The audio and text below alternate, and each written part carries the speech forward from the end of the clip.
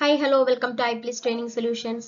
So സെറ്റിന് prepare ചെയ്യുന്ന ആളുകളുടെ മുൻപിൽ ഏറ്റവും ഇമ്പോർട്ടൻ്റ് ആയിട്ട് നിൽക്കുന്ന ഒരു ക്വസ്റ്റ്യൻ ആയിരിക്കും ഏത് ക്വസ്റ്റ്യൻസും മെയിൻ ആയിട്ട് നമ്മൾ ഫോക്കസ് ചെയ്യണം, അല്ലെങ്കിൽ ഏത് രീതിയിലുള്ള ക്വസ്റ്റ്യൻസ് ആണ് എക്സാമിന് വരും.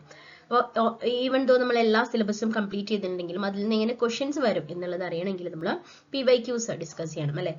കുറേ അധികം പ്രീവിയസ് ഇയർ ക്വസ്റ്റ്യൻസ് നമ്മൾ ഡിസ്കസ് ചെയ്തിട്ടുണ്ട്. സോ ഇത് 2025 നടന്ന സെറ്റിന്റെ ഒരു ക്വസ്റ്റ്യൻ പേപ്പറാണ് നമ്മൾ ഇന്ന് ഡിസ്കസ് ചെയ്യാൻ പോകുന്നത്. ഓരോ ക്വസ്റ്റ്യൻസും അതിന്റെ ആൻസേഴ്സും അതിനൊപ്പം തന്നെ അതിന്റെ അതുമായി റിലേറ്റ് ചെയ്ത എക്സ്പ്ലനേഷൻസ് നമ്മൾ കാണുന്നുണ്ട്. സോ ക്ലാസ്സിലേക്ക് പോവാം. ഫസ്റ്റ് ക്വസ്റ്റ്യൻ, ഹിന്ദി की उत्पत्ति किस अपभ्रंश से मानी जाती है? നമ്മുടെ ഭാഷയുടെ ഉത്പത്തി ഒരു വികാസം എന്ന് പറയുന്നത് സ്പെഷ്യൽ മെൻഷൻ കൊടുത്തിട്ടുള്ള ഒരു പോർഷൻ തന്നെയാണ്. അപ്പോൾ ചോദ്യം ഇങ്ങനെയാണ്, ഹിന്ദിയുടെ ഉത്പത്തി ഏത് അപഭ്രംശിൽ നിന്നാണെന്നാണ് ചോദ്യം. ഓക്കെ, ഓപ്ഷൻസ് വന്നിട്ടുള്ളത് മഗധി, ശൗരസേനി, മഗഹി, കൺഫ്യൂസ് ചെയ്യാൻ വേണ്ടിയിട്ടാണ് കേട്ടോ, ബ്രാജഡ്. ഇങ്ങനെ മഗധി, ശൗരസേനി, മഗഹി, ബ്രാജഡ്, ഇതൊക്കെ എന്താണ്, ഹിന്ദിയുടെ ഉപഭാഷകൾ ഏതൊക്കെയാണ്, അപഭ്രംശം ഏതൊക്കെയാണ്, കൃത്യമായിട്ട് എഴുതി വെച്ച് തന്നെ നമ്മൾ പഠിക്കേണ്ടതുണ്ട്. കിട്ടിക്കാണെന്ന് വിചാരിക്കുന്ന ആൻസറിലേക്ക് പോവാണ്. ആൻസർ വരുന്നത് ഓപ്ഷൻ ബി, ശൗരസേനിയാണ് അല്ലെ. ഹിന്ദിക്ക് ഉത്പത്തി ശൗരസേനി അപഭ്രംശ സേ മാനി ജാതി ഹി. സോ അതുമായി ബന്ധപ്പെട്ട ഒരു എക്സ്പ്ലനേഷൻ നമുക്കൊന്ന് നോക്കാം. ഹിന്ദിയുടെ വികാസ് ക്രമമാണ് കേട്ടോ ഇവിടെ പറയുന്നത്. അപ്പം ഇതും ചോദിക്കാറുണ്ട്, ഈ വികാസ് ക്രമം തന്നിട്ട് ഇതിന്റെ കറക്റ്റ് ഓർഡർ ഏതാന്ന് ചോദിക്കാറുണ്ട്. അപ്പം സംസ്കൃത്, അതിനെ ആദി ജനനി എന്ന് പറയുന്നുണ്ട്. അതും ഒരു ക്വസ്റ്റ്യൻ ആണ് അല്ലെ. ആദി ജനനി എന്ന് പറയുന്നത് ഏതിനെയാണ്? സംസ്കൃതിനെയാണ്. സംസ്കൃത് സേ പാലി, പാലി എന്നും പാലി എന്നും കണ്ടിട്ടുണ്ട്, രണ്ടും ഒക്കെയാണ്, രണ്ടും കറക്റ്റ് ആണ്. ദെൻ പാലി സേ പ്രാകൃത്, പ്രാകൃതിലേക്ക് വരാണ്. ജയ്സെ സൗരസേനി പ്രാകൃത് അല്ലെ, ശൗരസേനി പ്രാകൃത് പോലെ കുറെ അധികം പ്രാകൃതകൾ നമ്മൾ പഠിക്കുന്നുണ്ട്. അതിൽ നിന്ന് അപഭ്രംശിലേക്ക് വരാണ്. അപഭ്രംശം ഏതാണ്? ഹിന്ദിയുടെ അപഭ്രംശം ശൗരസേനി അപഭ്രംശം. അതിൽ നിന്ന് അവഹട്ട്, പുരാനി ഹിന്ദി കാ രൂപ, ഹിന്ദി പഴയ ഹിന്ദിയുടെ ഒരു രൂപമാണ് അവഹട്ട. അതിൽ നിന്ന് ആധുനിക് ഹിന്ദി, ഘടി ബോലി ഹിന്ദിയാണ് ആദ്യം വരുന്നത്, പിന്നീടാണ് അവിടെ നിന്ന് വികസിച്ച് വരുന്നത്. ഈ ഓർഡർ കൃത്യമായിട്ട് പഠിക്കുക. സംസ്കൃത്, പാലി, പ്രാകൃത്, അപഭ്രംശ്, അവഹട്ട്, ആധുനിക് ഹിന്ദി. ഓക്കെ, ക്ലിയർ അല്ലേ? ഒട്ടും തന്നെ കൺഫ്യൂസ് ചെയ്യാതെ ഈ ഓർഡർ പഠിച്ചു വെക്കണം കേട്ടോ. ഓർഡർ തന്ന് ചോദിക്കാറുണ്ട്, അതുപോലെ ഇടയിൽ നിന്ന് വിട്ടുപോയത് ഏതാന്നൊക്കെ പ്രതീക്ഷിക്കാം. ഈ ഓർഡർ എന്തായാലും ഇമ്പോർട്ടൻ്റ് ആണ്. ക്ലിയർ ആണെന്ന് വിചാരിക്കുന്നു. സോ രണ്ടാമത്തെ ഒരു ചോദ്യം, एक भारतीय आत्मा उपनाम से किस कवि ने कविता लिखी? അഗെയിൻ നമ്മൾ പല കാലഘട്ടത്തിലെ പല ഡിഫറെന്റ് കവികളെയും കഥാകാരന്മാരെയും ലേഖകനെയും നാട്ടക്കാരനെയും ഒക്കെ പഠിക്കുന്നുണ്ട്. അപ്പൊ ഇവർക്കൊക്കെ പല രീതിയിലുള്ള ഉപനാമങ്ങൾ, സർനെയിംസും അങ്ങനെയൊക്കെ ഉണ്ട്. അപ്പം ഏക് ഭാരതീയ ആത്മ എന്ന ഉപനാമിൽ എഴുതുന്ന കവി ആരാണ്? കവിതകൾ എഴുതിയെന്ന കവി. Option A Harivansh Rai Bachchan, Makhanlal Chaturvedi, Ram Naresh Tripathi, Ramdhari Singh Dinkar. ആരാണ്?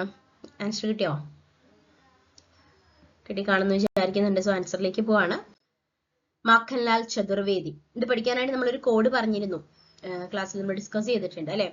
നമുക്കറിയാം ഭാരതത്തിന്റെ ആത്മാവ്, അല്ലെങ്കിൽ ഭാരതത്തിൽ ഏറ്റവും കൂടുതൽ ആൾക്കാർ യൂസ് ചെയ്യുന്നത് ആത്മാവ് എന്ന് പറഞ്ഞാൽ ഒരു ബേസ് സോൾ എന്നൊക്കെയുള്ള അർത്ഥത്തിലാണ് ഉദ്ദേശിക്കുന്നത്. മാഖനാണ്. മാഖൻ അറിയാലോ, നെയ്യ്, വെണ്ണ, അതിനെയൊക്കെയാണല്ലോ മാഖൻ എന്ന് പറയുന്നത്. സോ മാഖൻ, ഭാരതീയാത്മ, അങ്ങനെ നമുക്കൊന്ന് കണക്ട് ചെയ്യാം. അത് നിങ്ങളുടെ ഇഷ്ടമാണ്, ഏത് രീതിയിൽ വേണമെങ്കിലും നമുക്ക് കണക്ട് ചെയ്യാം.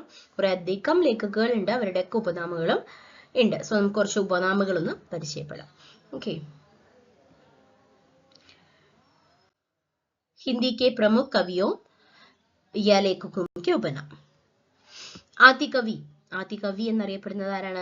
വാത്മീകിയാണ്. ക്ലൈം ചെയ്ത് തന്നെ പഠിക്കണം കേട്ടോ. അപഭ്രംശിക വാത്മീകി, കൺഫ്യൂസ് ചെയ്യാൻ ചാൻസ് ഉണ്ട്. അപഭ്രംശിക വാത്മീകി അഥവാ അപഭ്രംശിക കാളിദാസ് എന്നറിയപ്പെടുന്നത് സ്വയംഭു. ഇതിനൊക്കെ നമ്മൾ കോഡ് വെച്ച് പഠിക്കാം അല്ലെ. കാളിദാസ് എന്ന് പറയുമ്പോൾ കാളിദാസൻ സ്വയം ഉണ്ടായത്, അല്ലെങ്കിൽ സ്വയം ആയതാണ് കാളിദാസൻ, അങ്ങനെയൊക്കെ. അഭിനവ് ജയദേവ് വിദ്യാപതി അല്ലെ. അഭിനവ് നല്ല വിദ്യയുള്ളവനാണ്, അങ്ങനെയൊക്കെ നമുക്കൊന്ന് കണക്ട് ചെയ്ത് പഠിക്കാം. ഹിന്ദിക്ക് പ്രഥം കവി ചോദിക്കാറുള്ള ചോദ്യമാണ് സർഹപ്പ. പ്രഥം സൂഫി കവി, കൺഫ്യൂസ് ചെയ്യിക്കാൻ വേണ്ടിയിട്ട് പ്രഥം മാത്രം ചെയ്ത് ആൻസർ ചെയ്യാൻ പറ്റില്ല അല്ലെ. പ്രഥം സൂഫി കവി സായിദ്. ജഡിയ കവി വളരെ ഇമ്പോർട്ടന്റ് ആണ്, നന്ദദാസ്. ജഡിയ കവി. വാത്സല്യ രസിക സാമ്രാട്ട് സൂർദാസ്. വാത്സല്യ രസിക സാമ്രാട്ട് എന്നറിയപ്പെടുന്നത് സൂർദാസ് ആണ്. ഇത് ചോദിക്കാറുണ്ട്. എല്ലാം തന്നെ ഇതിൽ ഇമ്പോർട്ടന്റ് ആയിട്ടുള്ളതാണ് ഡിസ്കസ് ചെയ്തിട്ടുള്ളത്. അതിൽ കുറച്ചെണ്ണം കൂടി പരിചയപ്പെടാം. ഹിന്ദി കാ ജാതീയ കവി, ഹിന്ദി കാ ജാതീയ കവി എന്നറിയപ്പെടുന്നത് തുളസീദാസ് ആണ് കേട്ടോ. നിങ്ങളുടെ അപ്പുറത്തേക്ക് വന്നതാണ്, അതിങ്ങനെ ഇടയിലേക്ക് എന്തോ വന്നതാണ്. ഇവിടെ വിദ്യാപതി ഇല്ല കേട്ടോ, വിദ്യാപതി ഇല്ല. ഹിന്ദി കാ ജാതീയ കവി തുളസീദാസ് ആണ്. കഠിൻ കാവ്യ കാ പ്രേത്, കഠിൻ കാവ്യ കാ പ്രേത് കേശവദാസ് ആണ്. കേശവദാസ് കഠിൻ കാവ്യ കാ പ്രേത്. പുറാനെ ഫന്ദ് കാ പതിക് മതിറാം, പുറാനെ ഫന്ദ് കാ പതിക് എന്നറിയപ്പെടുന്നത് മതിറാം ആണ്. പ്രേം കി പീർ കാ കവി ഘനാനന്ദ്, പ്രേം കി പീർ കാ കവി ഘനാനന്ദ്.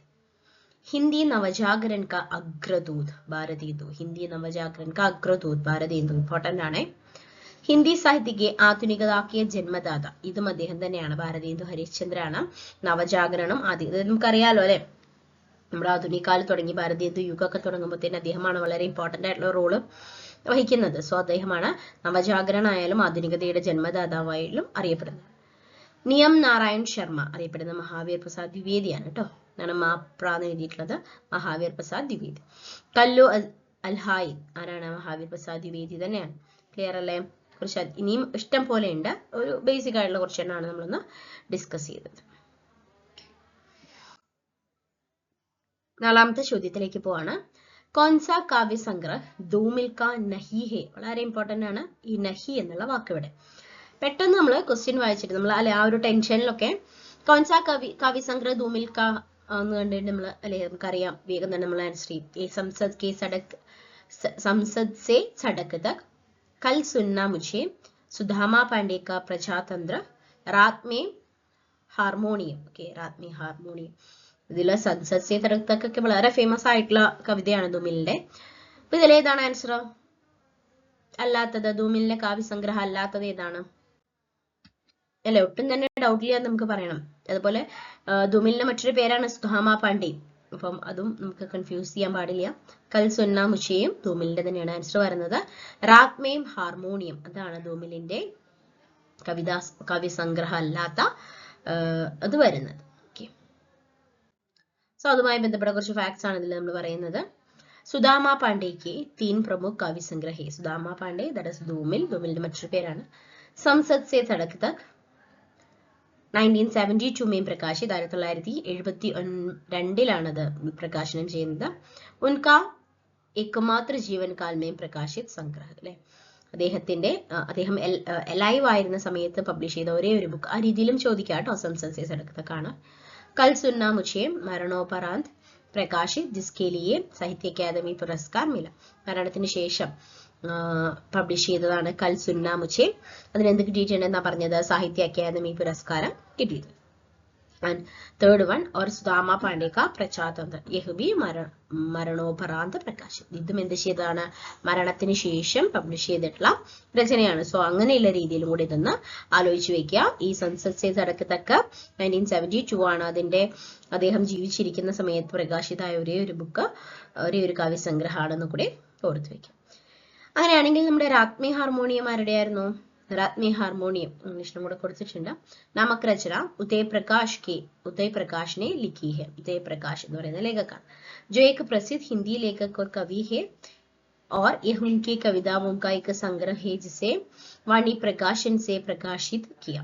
അതുകൂടി നോക്കി വെക്കണം കേട്ടോ. വാണി പ്രകാശനാണ് അദ്ദേഹത്തിന്റെ രാത് മേ ഹാർമോണിയം എന്ന് പറയുന്ന ഉദയപ്രകാശിന്റെ കവിതാ സംഗ്രഹമാണ് അത് പബ്ലിഷ് ചെയ്തിട്ടുള്ളത്. ആ രീതിയിലും ചോദിക്കാറുണ്ട് നമ്മളോട് പ്രകാശക് ആരാണ്, ഇമ്പോർട്ടന്റ് ആയിട്ടുള്ള രചനകളുടെ ഒക്കെ.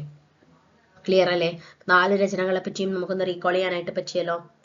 ഹിന്ദി കവിത എന്ന് പറയുന്ന ഒരു പോർഷനിലുള്ള ഒരു ചോദ്യമാണ്. Okay, next one. Khadi Boli के किस साहित्यकार को हिंदी साहित्य का शिव कहा गया है? ഇതും അഗെയിൻ ഉപനാമങ്ങളൊക്കെ വെച്ചിട്ടുള്ള ഒരു ഇതാണ്. ഇവിടെ ശ്രദ്ധിക്കണം, ഹിന്ദി സാഹിത്യ കാ ശിവ എന്ന് പറയുന്നത് നമ്മുടെ ഛായാവാദിലും ഇതുപോലെ ശിവ എന്നുള്ള രീതിയിൽ അത് തന്നെയാണ് അല്ലെ പറയുന്നുണ്ട്. അത് തന്നെയാണ് ഘടിബോലിയിലെ ശിവ, ഘടിബോലിക്ക് സാഹിത്യകാർ. ഓക്കെ, പ്രസാദ് പന്ത് നിരാല ഇൻമേ കോയി നഹി ഹെ. 3 പേരിൽ ആരുമല്ല, 3ഉം ഛായാവാദാണ്. ഛായാവാദിലാണ് നമ്മളിത് പറയുന്നത് കേട്ടോ. നോക്കാം. ആൻസർ വരുന്നത് നിരാലയാണ്. Option C നിരാലയാണ്. ഓർത്ത് വെക്കുക, ശിവൻ നിരാല. ആറാമത്തെ ഒരു ക്വസ്റ്റിനിലേക്ക് പോവാം. മേം റാം കെ ബിന നഹി ജാവൂങ്ക. ഇസ് വാക്യ മേം രേഖാങ്കിത ശബ്ദ കോൺസ അവ്യയ ഹെ. ഓക്കെ, അണ്ടർലൈൻ ചെയ്ത ശബ്ദ വേർഡ് ഏത് അവ്യയാണെന്നാണ് ചോദിച്ചത്. ഇവിടെ അണ്ടർലൈൻ വന്നിട്ടില്ല അല്ലെ. ക്വസ്റ്റ്യനിലുള്ളത് കെ ബിന എന്നുള്ള വേർഡാണ് അണ്ടർലൈൻ ചെയ്തിട്ടുള്ളത്. ഓക്കെ, മേം റാം കെ ബിന നഹി ജാവൂങ്ക, ഒരു ഫുൾ സ്റ്റോപ്പ്. ഈ വാക്യത്തിൽ, ഈ ഒരു സെന്റൻസിൽ അണ്ടർലൈൻ ചെയ്തിട്ടുള്ള ശബ്ദം ഏത് അവ്യയാണെന്നാണ് ചോദ്യം. ഓപ്ഷൻസ് 4 ഗ്രാമർ പോർഷനിൽ നിന്നുള്ള ചോദ്യമാണ്. സംബന്ധബോധക്, സമുച്ചയബോധക്, ക്രിയാവിശേഷൻ, വിസ്മയാദിബോധക്. ഇതിലേതാണ് കറക്റ്റ് ആയിട്ടുള്ള ആൻസർ? കെ ബിന എന്ന് പറയുന്നത്.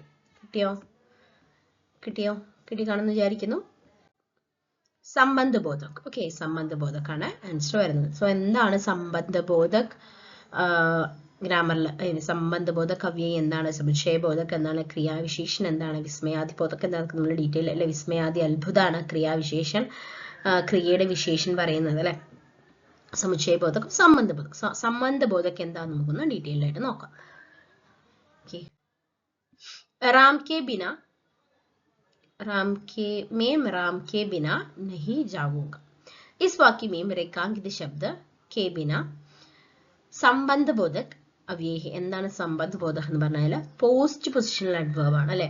क्योंकि राम संज्ञा या सर्वनाम के संबंध जाऊंगा से बता रही है और बिना शब्द वाक्य में लिंग वचन कारक के कारण बदलता नहीं. ബേസിക്കലി അവ്യയം എന്താണെന്ന് വെച്ച് കഴിഞ്ഞാൽ ലിംഗ വചൻ കാരക്കിനനുസരിച്ച് ചേഞ്ച് ചെയ്യാത്ത വാക്കുകളെയാണ് നമ്മൾ അവ്യയം എന്ന് ബേസിക്കലി പറയാം. അപ്പൊ ഇവിടെ സംബന്ധബോധക് അവ്യയം എന്ന് പറയുന്ന സമയത്ത്, അല്ലെങ്കിൽ ബാക്കി നോക്കിയാലും മതി, മേം റാം അല്ലെ ജാവുങ്ക എന്നുള്ളതൊക്കെ ലിംഗവചൻ കാരക്കിനനുസരിച്ച് മാറാണ്. അപ്പം കെ ബിന അത് മാറുന്നില്ല. ഓക്കെ, അതുപോലെ തന്നെ പറയുന്നുണ്ട് റാം എന്ന സംജ്ഞ അഥവാ സർവനാമിന്റെ സമ്പദ് ജാവൂങ്ക അല്ലെ, അത് തമ്മിൽ ക്രിയാണ് ജാവൂങ്ക, അത് തമ്മിലുള്ള സംബന്ധത്തിനെ പറയുന്നത് കെ ബിന ഉപയോഗിച്ചിട്ടാണ്.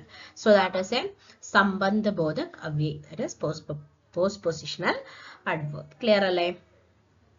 ഡീറ്റെയിൽ ആയിട്ട് നോക്കാനായിട്ട് ഈസി ആയിട്ട് നമുക്ക് മനസ്സിലാക്കി വെച്ച് കഴിഞ്ഞാൽ സിമ്പിൾ ആയിട്ട് സ്കോർ ചെയ്യാൻ പറ്റുന്ന ഒരു പോർഷൻ ആണിത്. സോ അടുത്തൊരു ടോപ്പിക്, അടുത്തൊരു ക്വസ്റ്റ്യനിലേക്ക് പോവാം. 7ാമത്തെ ചോദ്യം. ये उपनाम मैले हो गए हैं, देवता इन पताकों के कर गए हैं कुछ. ये पंक्तियां किस कविता से उद्धृत है? ഒരു വരിയാണ്, ഒരു കവിതയുടെ വരിയാണ് കൊടുത്തിട്ടുള്ളത്. ये उपमान मैले हो गए, देवता इन पताकों के कर लाए हैं कुछ. ഇങ്ങനെയുള്ള ഇമ്പോർട്ടന്റ് ആയിട്ടുള്ള കവിതകളുടെ അല്ലെങ്കിൽ ഇതുപോലെ തന്നെ നാടകങ്ങളിലൊക്കെ പറയുന്ന കോട്ടിങ്സ് ഒക്കെ ഉണ്ടല്ലോ, അതൊക്കെ നമ്മൾ ശ്രദ്ധിച്ചു നോക്കേണ്ടതാണ്. बावरा हेरी, कालगी बाजरे की, नाच, कितने नावों में कितनी बार. ഈ ദ സെയിം ടൈം നമ്മൾ ഇതൊക്കെ ആരുടെ കവിതകളാണെന്നും കൂടി ഒന്ന് റീകോൾ ചെയ്യാൻ പറ്റുന്നുണ്ടോ നോക്കണേ. അപ്പൊ ഈ ഒരു വരി കേട്ടിട്ടുണ്ടോ? വളരെ ഫേമസ് ആയിട്ടുള്ള ഒരു വരിയാണ്. ഉത്തരം കൽഗി ബസാരേക്കി. കൽഗി ബസാരേക്കി എന്ന് പറയുന്ന ഇമ്പോർട്ടന്റ് ആയിട്ടുള്ള വളരെ പ്രസിദ്ധമായിട്ടുള്ള ഒരു കവിതയിൽ നിന്നുള്ള വരികളാണ്. സോ അതുമായി ബന്ധപ്പെട്ട് കുറച്ച് ഡീറ്റെയിൽസ് നമുക്കൊന്ന് ചെക്ക് ചെയ്യാം. ഏ പങ്ക്തിയാ അല്ലെ, ആരുടെയാണ് രചന? അഖ്യയുടെയാണ്. SH വത്സയൻ എന്നാണ് എഴുതിയിട്ടുള്ളത്. എന്താണ് അഖ്യയുടെ ഫുൾ നെയിം എന്ന് ചോദിക്കാറുണ്ട്. സച്ചിദാനന്ദ് ഹീരായൻ വത്സ്യായൻ അഖ്യ, അങ്ങനെയാണ് കേട്ടോ. സച്ചിദാനന്ദ് ഹീരാനന്ദ് വത്സ്യായൻ അഖ്യ എന്നാണ് ഫുൾ നെയിം. അതുകൊണ്ടാണ് SH വത്സ്യായൻ എന്ന് അവിടെ കൊടുത്തിട്ടുള്ളത്. ദ്വാര രചിത് കവിത കൽഗി ബസരേക്കി से उद्धृत, अर्थात उद्धारित है. इसमें कवि ने पुराने उपनामों that is प्रतीक सिंबल्स प्रतीकों के बासी हो जाने और नए ताजे बिंबों जैसी बासरे की कलगी की जरूरत पर बल दिया है. പഴയ പ്രതീകങ്ങളെ മാറ്റി പുതിയ പ്രതീകങ്ങളെ കൊണ്ടുവരുന്നതുമായി ബന്ധപ്പെട്ടുള്ള കാര്യങ്ങളാണ് പറയുന്നത്. ജോ പ്രേം ഓർ പ്രകൃതി കെ നയ അനുഭവം കോ ദർശാതെ ഹെ. സ്നേഹവും പ്രകൃതിയും തമ്മിലുള്ള പുതിയ അനുഭവങ്ങൾ അല്ലെ, ഒരു പുതിയ വിഷ്വൽ എഫക്ട്സ് ആണ് നമുക്കതിൽ തരുന്നത്. ഓക്കെ, സോ അതാണ് നമ്മുടെ ഈ ഒരു കവിതയുമായി ബന്ധപ്പെട്ട് നമ്മളൊന്ന് ഓർത്തു വെക്കേണ്ടത്. ലേഖകിനെയും ആ ഒരു ഇമ്പോർട്ടന്റ് വരിയെയും കൂടെ ഒന്ന് ഓർത്തു വെക്കാം. ക്ലിയർ അല്ലേ? സോ അടുത്ത ചോദ്യം. ख ख घ कहानी संग्रह के കൃത്തികാർ കോൻ ഹെ, ഇത് കഹാനി കാ ഉദ്ഭവ और വികാസമായി ബന്ധപ്പെട്ടുള്ള ചോദ്യമാണ്. ക ഖ ഗ എന്ന് പറയുന്ന കഹാനി ആരുടെയാണ്, അതിന്റെ കൃതിക്കാർ ആരാണ്? അമർകാന്ത്, രവീന്ദ്ര കാലിയ, കാശിനാഥ് സിംഗ്, രാഹേഷ് വത്സ. എല്ലാം മോഡേൺ ആധുനികമായിട്ടുള്ള ലേഖകളാണ്. ഖ ഖ ഗ ആരുടെയാണ്? അമർകാന്തിന്റെ ആണോ, രവീന്ദ്ര കാലിയയുടെ ആണോ, കാശിനാഥ് സിംഹിന്റെ ആണോ, രാകേഷ് വത്സിന്റെ ആണോ? നോക്കാം, ക്വസ്റ്റ്യൻ ആൻസറിലേക്ക് പോവാണ്.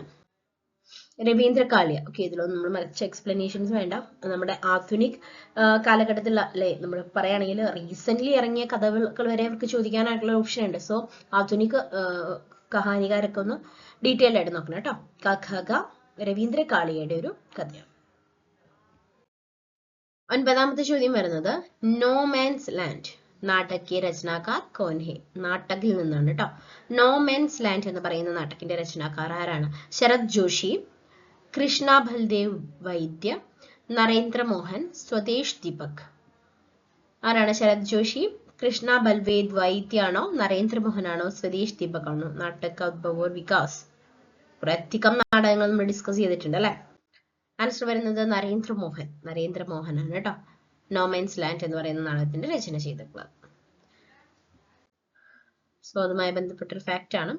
नो मैंस लैंड नामक हिंदी नाटक लिखा है जो भारत पाकिस्तान के विभाजन के दर्दनाक अनुभवों पर आधारित है. इम्पोर्टेंट, വളരെ ഇമ്പോർട്ടന്റ്. ഭാരത് പാകിസ്ഥാൻ വിഭാജൻ അല്ലെ കെ ദർദനാക് അനുഭവം, ഇന്ത്യ പാകിസ്ഥാൻ സെപ്പറേഷന്റെ വളരെ ഹാർട്ട് ടച്ചിങ് ആയിട്ടുള്ള അനുഭവങ്ങളാണ് നരേന്ദ്രമോഹൻ തന്റെ നോ മാൻസ് ലാൻഡ് എന്ന് പറയുന്ന നാടകത്തിലൂടെ ചെയ്തിട്ടുള്ളത്. അപ്പം ഈ രീതിയിലും ചോദിക്കാം. താഴെ പറയുന്നവയിൽ ഭാരത് പാകിസ്ഥാൻ വിഭാജനവുമായി ബന്ധപ്പെട്ട രചന അല്ലെങ്കിൽ നാടകീയതാണ്, അത് ആരുടെയാണ് എന്നൊക്കെ ചോദിക്കാം കേട്ടോ. നരേന്ദ്രമോഹന്റെ നോ മാൻസ് ലാൻഡ് എന്നുള്ളതൊന്ന് ഓർത്ത് വെക്കാം. ക്ലിയർ അല്ലേ? സോ ഈ സെക്ഷനിൽ നമ്മൾ അവസാനത്തെ ഒരു ക്വസ്റ്റ്യനിലേക്ക് എത്തിയിരിക്കുകയാണ്. ദേവേന്ദ്ര കിസ് സന്ധി സേ ബനാ ഹെ. ഓക്കെ, വളരെ ഇമ്പോർട്ടൻറ്റ്. എല്ലാ എക്സാമിനും അല്ലെ, കോമൺ ആയിട്ടുള്ള എല്ലാ എക്സാംസിനും നമ്മളോട് ചോദിക്കുന്ന ഒരു പോർഷനാണ് സന്ധി എന്ന് പറയുന്നത്. അപ്പൊ ദേവേന്ദ്ര എന്ന വാക്കിൽ ഏത് സന്ധിയാണ് ഉള്ളത് എന്നാണ് ചോദിച്ചിട്ടുള്ളത് നമ്മുടെ ഗ്രാമർ പോർഷൻ. ഗുണസന്ധി, ദീർഘസന്ധി, യണസന്ധി, യൺ ഓർ ഗുണസന്ധി ദോനോ. ഒരിക്കലും വരില്ല അല്ലെ, നമുക്ക് അങ്ങനെയും കൂടെ ഒന്ന് ശ്രദ്ധിക്കാൻ പറ്റണം കേട്ടോ. ഓപ്ഷൻ ഡി ഒരിക്കലും വരില്ല. ഗുണസന്ധിയാണോ, ദീർഘസന്ധിയാണോ, യണസന്ധിയാണോ എന്നുള്ളതാണ് കൺഫ്യൂഷൻ. അപ്പൊ നമുക്കറിയാം സന്ധികളെ നമ്മൾ എങ്ങനെയാണ് ഡിവൈഡ് ചെയ്തത് അല്ലെ. എന്താണ് സന്ധി, സന്ധിയും സമാസം തമ്മിലുള്ള വ്യത്യാസം എന്താണെന്നൊക്കെ നമ്മൾ ഡീറ്റെയിൽ ആയിട്ട് പറഞ്ഞിട്ടുണ്ട്. അപ്പൊ സന്ധി എന്ന് പറയുമ്പോൾ തന്നെ നമുക്ക് ഓർമ്മ വരേണ്ടത് ഈ പറഞ്ഞതുപോലെ സ്വരാക്ഷരങ്ങളും വ്യഞ്ജനാക്ഷരങ്ങളും ആണ്. അക്ഷരങ്ങളുടെ കൂടിച്ചേരലിനെയാണ് നമ്മൾ സന്ധി എന്ന് പറയുന്നത് അല്ലെ.